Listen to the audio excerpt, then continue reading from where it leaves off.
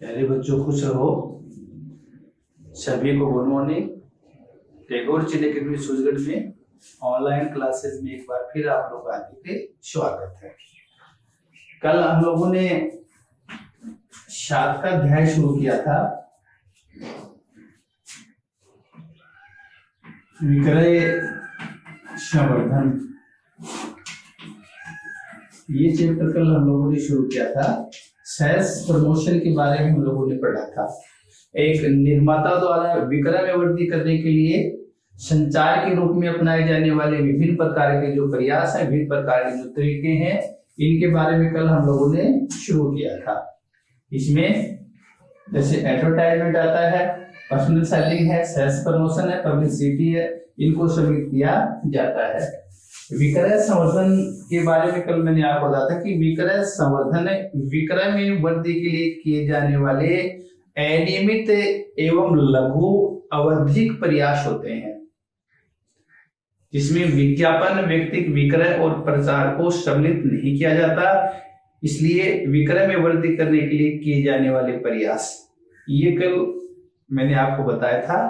विक्रय संवर्धन क्या होता है, इसके महत्व भी कल मैंने आपको बताए थे। जैसे विक्रय संवर्धन है, विज्ञापन व्यक्ति विक्रय की प्रभावशीलता में वृद्धि करता है, उत्पादन में वृद्धि करता है, विक्रय में वृद्धि करता है, लाभों में वृद्धि होती है, उपभोक्ताओं के ज्ञान एवं विश्वास में वृद्धि करता है, प्रतिस्पर्धा पर विजय है, ख्याति का निर्माण है, व्यवसाय का विकास और विस्तार है। कई प्रकार के जो इसके बेनिफिट्स हैं, जो लाभ है, उनके बारे में हम लोगों ने कल पढ़ा था। आज हम विक्रय संवर्धन की जो विधियां हैं, उनके बारे में हम लोग पढ़ेंगे। विक्रय संवर्धन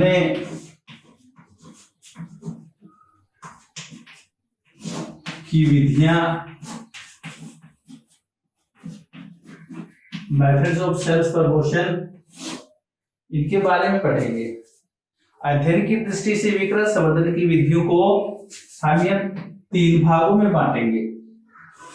विक्रय संवर्धन की जो विधियां हैं, अध्ययन की दृष्टि से इनको 3 भागों में बांटा जाता है।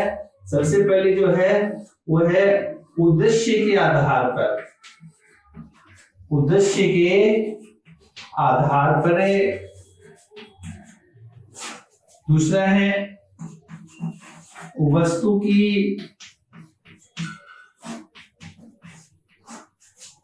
प्रकृति के आधार पर,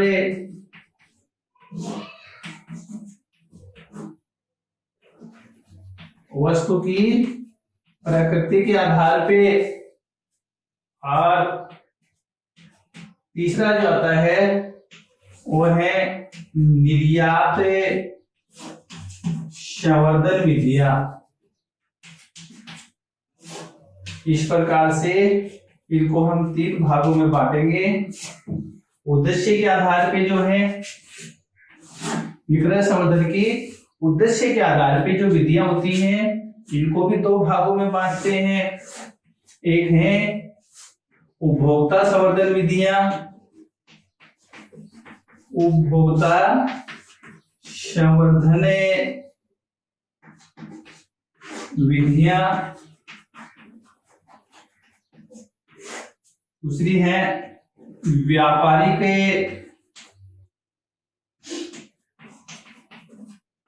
संवर्धन विधियां।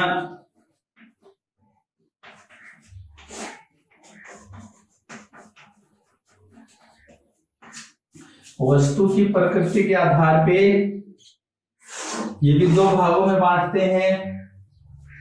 एक है उपभोक्ता वस्तु संवर्धन विधियां,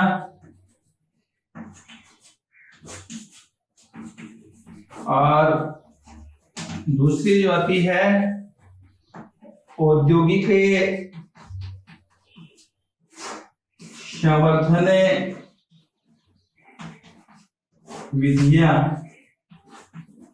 इस प्रकार से इनको भी 2 भागों में बांटते हैं।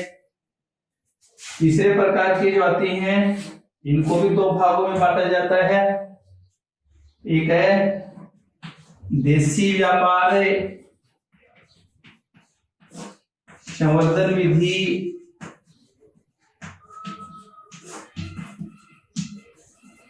और दूसरी आती है विदेशी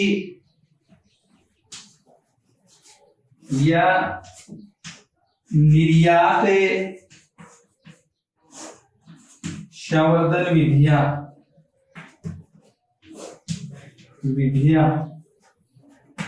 इस प्रकार से विक्रय संवर्धन के लिए अनेक प्रकार की जो विधियां काम में लेते हैं।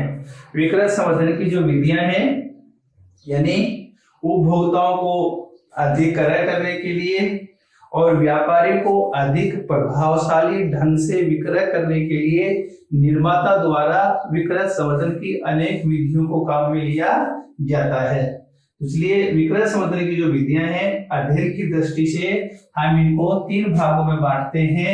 पहला है उद्देश्य के जो आधार पे है, इसको 2 भागों में बांटेंगे। एक उपभोक्ता संवर्धन विधियां जो विशेषकर उपभोक्ताओं के लिए काम में ली जाती हैं। उपभोक्ताओं को अधिक क्रय करने के लिए प्रेरित की जाने वाली जो विधियां हैं, इनके अंदर हम लोग पढ़ेंगे जैसे मुफ्त नमूने का वितरण है, कूपन्स है, प्रीमियम है या घटे मूल्य पे वस्तु का विक्रय है। इस प्रकार की जो उनके बारे में हम लोग पढ़ेंगे। दूसरी जो है वो जो विधि है वो है व्यापारिक संवर्धन विधियां। व्यापारिक संवर्धन विधियां जो व्यापारियों को अधिक प्रभावशाली ढंग से विक्रय करने के लिए निर्माताओं द्वारा इसके अंदर दी जाती हैं, जैसे प्रतियोगिताएं वगैरह हैं, प्रीमियम वगैरह जो हैं ये भी इसमें आती हैं। वस्तु की प्रकृति के आधार पर जो है उसको भी 2 भागों में बांटते हैं। एक है उपभोक्ता वस्तु संवर्धन विधियां, ऐसी विधियां जो उपभोक्ताओं को अधिक क्रय करने के लिए अपनाई जाती हैं। और दूसरी होती है औद्योगिक संवर्धन विधियां जो उद्योगों में वस्तु की सप्लाई करने के लिए पर्सनल रूप से सीधे उद्योगों के लिए अपनाई जाने वाली जो विधियां हैं उनको औद्योगिक संवर्धन विधियां, औद्योगिक वस्तु संवर्धन विधियां। यहाँ पे औद्योगिक वस्तु संवर्धन विधियां भी होती हैं। ऐसी वस्तुएं जो सीधी उपभोक्ताओं के लिए होती हैं वो उपभोक्ता संवर्धन विधियों के अंतर्गत आती हैं, और जो डायरेक्ट रूप से उद्योगों के लिए सप्लाई किए जाने वाले जो माल होते हैं उसके लिए अपनाई जाने वाली विधियां होती हैं औद्योगिक वस्तु संवर्धन विधि। इस प्रकार से इसको भी 2 भागों में बांटते हैं। उसके बाद में निर्यात संवर्धन विधियां जो हैं, निर्यात करने के लिए जो अपनाई जाने वाली विधियां जो हैं आयात निर्यात संवर्धन विधियां भी इनको बोलते हैं। एक होती है देशी संवर्धन विधियां, देशी व्यापार संवर्धन विधियां। ऐसी विधियां जो हमारे देश के अंदर ही वस्तुओं की बिक्री बढ़ाने के लिए काम में ली जाती हैं उनको देशी संवर्धन विधियां बोल देते हैं। निर्यात संवर्धन विधियां भी होते हैं जो विदेशी जो मार्केट्स होते हैं वहां पे ग्राहकों को आकर्षित करने के लिए अपनाई जाने वाली, जो देश के बाहर जो माल की सप्लाई करने के लिए अपनाई जाने वाली जो विधियां हैं उनको हमें निर्यात या विदेशी संवर्धन विधियों के नाम से उनको जाना जाता है। तो इस प्रकार से सेल्स प्रमोशन की जो मेथड है उनको 3 भागों में बांटते हैं। लेकिन अपने अध्ययन की दृष्टि से अगर हम लोग देखते हैं, अपने सिलेबस की दृष्टि से अगर हम लोग देखते हैं तो अपने सिलेबस में उद्देश्य के आधार पर जो विधियां दी हुई है यही अपने सिलेबस में है। ये बाकी वस्तु की जो प्रकृति के आधार पे और निर्यात आयात संवर्धन विधियां जो है ये हमारे सिलेबस में नहीं है। तो इस प्रकार से इन विधियों के बारे में हम लोग अध्ययन करेंगे। तो उद्देश्य के आधार पर उद्देश्य के आधार पर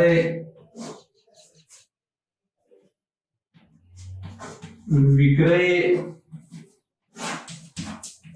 संवर्धन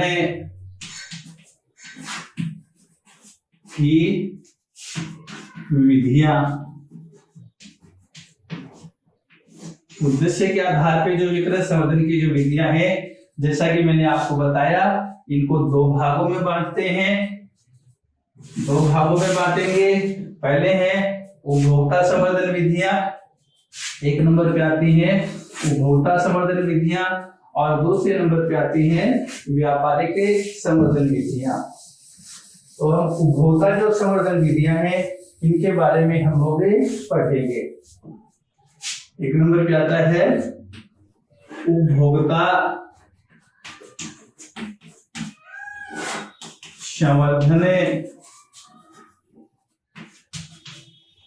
विधियां। उपभोक्ता संवर्धन विधियां कंज्यूमर सेल्स प्रमोशन मेथड जो है, उपभोक्ता संवर्धन विधियों के अंतर्गत वे विधियां आती हैं जो उपभोक्ताओं को अधिक माल क्रय करने के लिए निर्माताओं द्वारा प्रोत्साहित किया जाता है। उपभोक्ताओं को अधिक माल क्रय करने के लिए निर्माताओं द्वारा प्रोत्साहित किया जाता है, उनको उपभोक्ता संवर्धन विधियों के अंदर शामिल करते हैं। इनके अंदर हम लोग पढ़ेंगे जैसे मुफ्त नमूने का वितरण है या प्रतियोगिताएं हैं, घटे मूल्य पे वस्तु का विक्रय है या कूपन से हैं, अधिक मात्रा उपहार स्वरूप देना है, यह इसके अंदर क्रियात्मक प्रदर्शन है या प्रदर्शनियां हैं, ये विक्रय के बाद की सेवाएं हैं या पैकेजिंग है। कई प्रकार की विधियां हैं जिनके बारे में हम लोग अध्ययन करेंगे। तो सबसे पहले जो विधि आती है इसमें वो है मुफ्त नमूने का वितरण।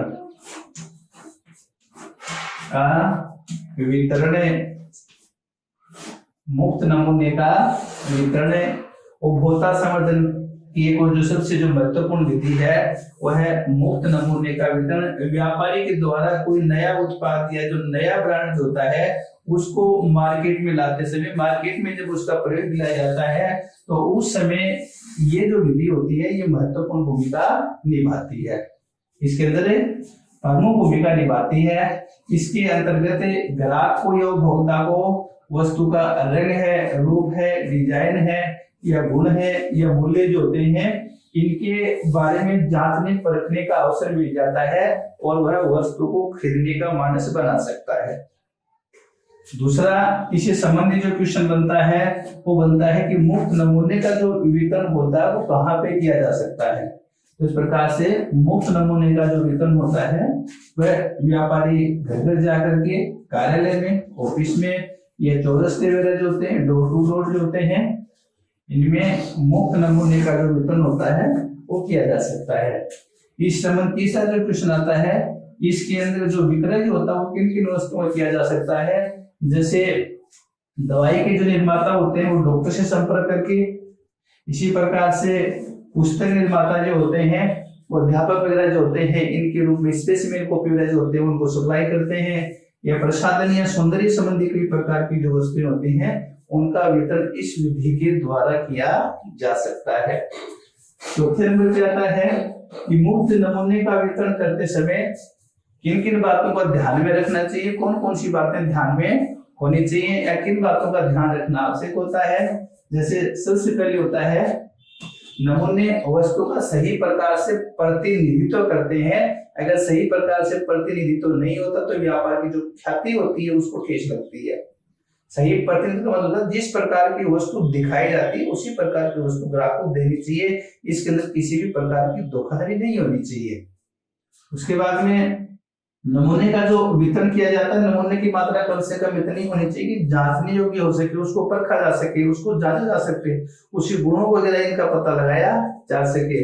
और तीसरा जो नमूने की जो प्रति होती है इसके ऊपर लिखा जाना चाहिए नोट फॉर सेल, ये विक्रय के लिए नहीं है ताकि व्यापारी के द्वारा उसका दुरुपयोग नहीं किया जा सके। तो इस प्रकार से उपभोक्ता संवर्धन विधियों में पहले मैंने आपको बताई वो है मुफ्त नमूने का वितरण।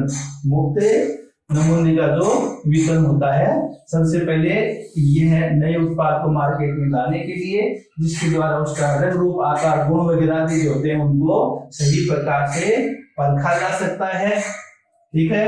दूसरा जो होता है इसका वितरण कहाँ पे होता है, घर जाकर के चौरस्तों के ऊपर, ऑफिस, कार्यालय आदि स्थान पे किया जा सकता है। तीसरे किस प्रकार की जो वस्तुएं होती हैं उनके बारे में इनका विक्रय हो सकता है, जैसे दवाइयां वगैरह हैं या पुस्तकों का सैंपल, फ्री सैंपल के रूप में किया जाता है, या सौंदर्य प्रसाधन कई प्रकार की जो वस्तु होते हैं उनका होता है।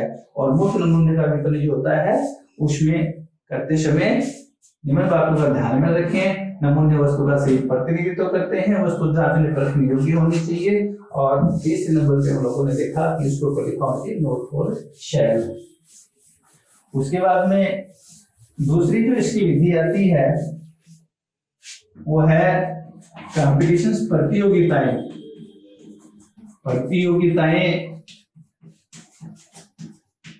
प्रतियोगिताएं। उपभोक्ताओं को संवर्धन की जो विधियां है उसमें दूसरी जो आती है प्रतियोगिताएं। कंपटीशन जो है अक्सर निर्माता जो होते हैं वो वस्तु की विक्रय में वृद्धि करने के लिए, प्रतिस्पर्धा में अपने जो साथी होते हैं उनसे आगे निकल जाने के लिए, या नए बाजार में वस्तु को प्रवेश करवाने के लिए,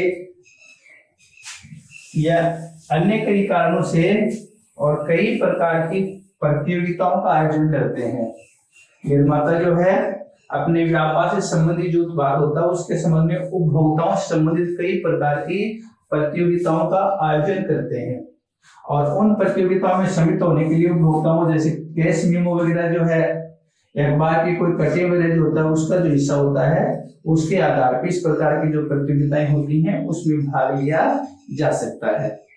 तो ये जो प्रतियोगिताएं होते हैं इसमें जैसे कई प्रकार की जो वस्तु के उत्पाद के बारे में जानकारी पूछी जा सकती है, या इससे संबंधित कोई नारे वगैरह होते हैं, जैसे वीडियो कॉल टीवी होता है उसका प्रयोग जो करते हैं, या इसके लिए कोई वस्तु जो होती है उत्पाद होता है उसका चित्र वगैरह देकर के उसके बारे में शीर्षक पूछा जाता है। उचित शीर्षक बताने वाले को सही प्रकार से कोई वस्तु या उसके रूप में इनाम दिया जाता है, या कोई पहेलियां वगैरह पूछी जा सकती हैं। इस प्रकार से अनेक प्रकार की जो प्रतियोगिताएं होती हैं उनका आयोजन किया जाता है, जिसके आधार पर वस्तु की लोकप्रियता बढ़ाई जा सके, उपभोक्ताओं को उस वस्तु आदि के बारे में जानकारी प्रदान की जा सके। तो इस प्रकार से प्रतियोगिताओं का आयोजन भी किया जा सकता है। तीसरा जो आता है वो है घटे मूल्य पे वस्तु का विक्रय। घटे मूल्य पर वस्तु का विक्रय।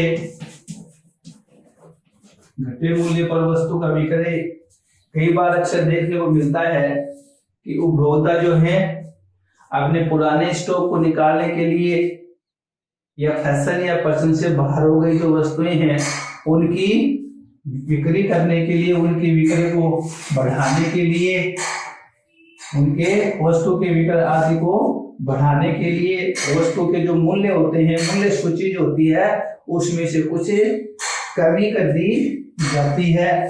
जैसे होली है, दीपावली है, रक्षाबंधन है, या स्थापना दिवस होता है, आदि अवसर के ऊपर जो होता है वस्तु के जो मूल्य होते हैं उसमें कुछ कमी कर दी जाती है। और ये विक्रय का एक प्रभावशाली साधन होता है। जैसे कई बार 500 रुपए की जो शर्ट होती है उसको 100 रुपए की कमी करके 400 रुपए में बेचा जाता है। तो इस प्रकार से उसका जो मूल्य होता है उसमें कमी कर दी जाती है, जिसकी वजह से भी विक्रय में वृद्धि की जा सकती है। तो इसको बोलते हैं घटे मूल्य पर वस्तु का विक्रय। चौथे नंबर पे आता है कूपन। कूपन जो होते हैं ये भी विक्रय संवर्धन की एक महत्वपूर्ण विधि होती है। कूपन जो होते हैं वो किसी वस्तु की पैकिंग में रखे जाते हैं या अखबार वगैरह आदि में प्रकाशित किए जाते हैं। जब उपभोक्ता के द्वारा कोई वस्तु की पैकिंग खोली जाती है तो उसमें कूपन निकलते हैं, या तो उसमें मूल्य में छूट होती है या उसमें लिखित जो वस्तु होती है वो उसको मिल जाती है, जिससे उसको फायदा होता है। और विशेषकर ये जो कूपन जो होते हैं, जैसे अगरबत्ती के निर्माता होते हैं, ये चाय के निर्माता जो होते हैं, या और चाय वगैरह और कई प्रसाधन संबंधी जो वस्तु वगैरह जो होती हैं उसके अंदर जो कूपन रखे जाते हैं। तो इस प्रकार से पैकिंग वगैरह जो होती है उसके अंदर कूपन रख दिए जाते हैं, और जब वो होता है उसको खोलता है तो उसके अंदर वो कूपन निकलता है। जितने रुपए की राशि होती है या तो उसको कम कर दी जाती है या उसमें जो लिखी हुई जो वस्तु होती है वो ग्राहक को प्रदान कर दी जाती है। जैसे चाय के निर्माता होते हैं या साबुन वगैरह होते हैं या अगरबत्ती वगैरह जो होती है या बीड़ी सिगरेट वगैरह होते हैं, उनके अंदर इस प्रकार के जो कूपन निकलते हैं, तो इस प्रकार से ग्राहक जो होते हैं उस वस्तु को अधिक क्रय करते हैं। तो ये आती है कूपन वगैरह जो होते हैं ये भी महत्वपूर्ण भूमिकाएं निभाते हैं। उसके बाद में आती है 5वें नंबर पे मेले एवं प्रदर्शनियां। उपभोक्ता संवर्धन की एक और जो महत्वपूर्ण विधि है वो सब मेले और प्रदर्शनियां है। कई वस्तु के जो निर्माता होते हैं अनेक प्रकार के मेले और प्रदर्शनियों का आयोजन करते हैं। तो अनेक प्रकार के मेले और प्रदर्शनियां जो होती हैं उसमें अपने वस्तु को बेचने के लिए और उनका प्रदर्शन करते हैं, उनको सजा धजा करके उसमें अपनी वस्तुएं रखते हैं और उस वस्तु से संबंधित अनेक प्रकार के जैसे हैंडबिल वगैरह होते हैं या साहित्य वगैरह जो होते हैं उनका मुफ्त वितरण किया जाता है, उससे संबंधित जानकारी उनको मिल जाती है। इस प्रकार से मेले और प्रदर्शनी में भाग लेने वाले अनेक प्रकार के जो उपभोक्ता होते हैं सही प्रकार से वस्तु को पढ़ सकते हैं, जांच सकते हैं। इस प्रकार से अनेक मेले जो जैसे फेयर शूज जो होता है, अनेक प्रकार के पुस्तक मेला जो होता है, इस प्रकार के अंतरराष्ट्रीय स्तर के ऊपर अनेक प्रकार के जो मेले लगते हैं उसके अंदर निर्माता जो है अपनी वस्तु को मेले के अंदर उनका सही प्रकार से प्रदर्शनियां लगाते हैं, सजा धजा करके सही प्रकार से ग्राहक के सामने प्रेजेंटेशन उनका करते हैं, जिसके आधार पे उनको जानकारी मिलती है और वस्तु को क्रय करने के लिए लालायित होते हैं, तैयार हो जाते हैं। उसके बाद में एक और जो आता है प्रीमियम। प्रीमियम भी उपभोक्ता संवर्धन विधियों के अंदर एक महत्वपूर्ण उपाय होता है। इसके द्वारा व्यापारी के द्वारा ग्राहक को एक अतिरिक्त वस्तु प्रदान की जाती है। इसके अंतर्गत विक्रय संवर्धन के अंदर व्यापारी जो होता है उसको एक अतिरिक्त वस्तु प्रदान की जाती है।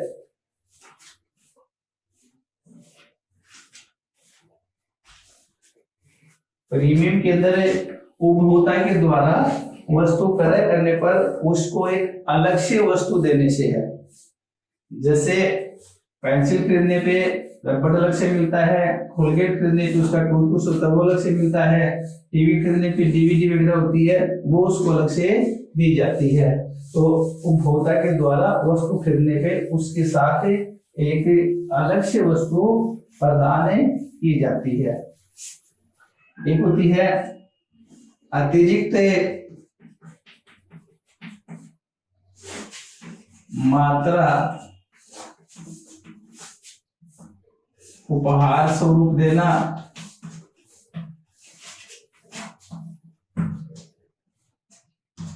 कई प्रकार की वस्तुएं इस प्रकार की होती हैं कि उपभोक्ता के द्वारा खरीदने पर निर्माता के द्वारा उनके ऊपर कुछ अतिरिक्त वस्तु जो होती है वो उपहार स्वरूप मिलती है।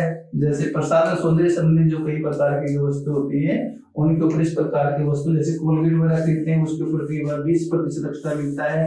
इस प्रकार से जो होती है उनके ऊपर 25% जो होता है एक्स्ट्रा मिलता है। इसी प्रकार से डाबर आंवला तेल वगैरह जो होते हैं उसके ऊपर 10% या 25% जो होता है कई बार जो निर्माता होते हैं अपने ग्राहकों को अलग से प्रदान करते हैं, जिससे वस्तु खरीदने के लिए वो प्रेरित होते हैं। इसके बाद में आती है विक्रय के बाद में सेवाएं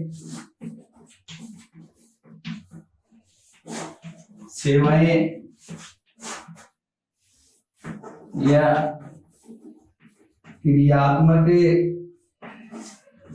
प्रदर्शन है या वस्तु की पैकेजिंग है, ये भी महत्वपूर्ण भूमिका निभाती हैं। विक्रय के बाद से होती है वस्तु को बेचने के बाद में व्यापारी द्वारा अनेक प्रकार की सेवाएं प्रदान की जाती हैं। जैसे गारंटी वारंटी की सेवा होती है, वस्तु के रख रखाव की है या संवर्धन संबंधी है या तकनीक संबंधी होती है या उसके दुरुस्त वगैरह ठीक करने की होती है। कई प्रकार की विक्रय के बाद सेवाएं प्रदान की जाती है, तो विक्रय के अंदर महत्वपूर्ण भूमिका निभाती है। इसके बाद में क्रियात्मक जो प्रदर्शन होता है, कई प्रकार की जो टेक्निकल वस्तुएं जो होती हैं उसके ऊपर व्यापारी जो होते हैं उसका क्रियात्मक प्रदर्शन करते हैं। यानी उपभोक्ता के द्वारा जब वस्तु क्रय की जाती है तो उस वस्तु के बारे में उनको जानकारी देते हैं, उस वस्तु को चला के दिखाते हैं कि किस प्रकार से यूज होती है उसके बारे में। जैसे मोबाइल वगैरह है या कोई फ्रिज वगैरह जो होता है, कूलर वगैरह जो होता है, गाड़ियां वगैरह जो होती है, इस प्रकार की कई प्रकार की जो वस्तुएं होती है उनका प्रदर्शन करके दिखाते हैं किस प्रकार से यूज में लेते हैं। तो ये क्रियात्मक जो प्रदर्शन है ये विधि में महत्वपूर्ण भूमिका निभाती है। और एक और जो उपभोक्ताओं के लिए महत्वपूर्ण होती है, वस्तु की जो पैकिंग होती है उसका बहुत ज्यादा असर पड़ता है।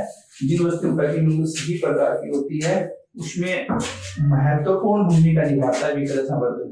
तो इस प्रकार से आज हमने उपभोक्ता संवर्धन संबंधी जो विधियां हैं उनके बारे में हम लोगों ने अध्ययन किया। कल जो व्यापारिक संवर्धन विधियां हैं उनके बारे में हम लोग अध्ययन करेंगे। तब तक के लिए धन्यवाद।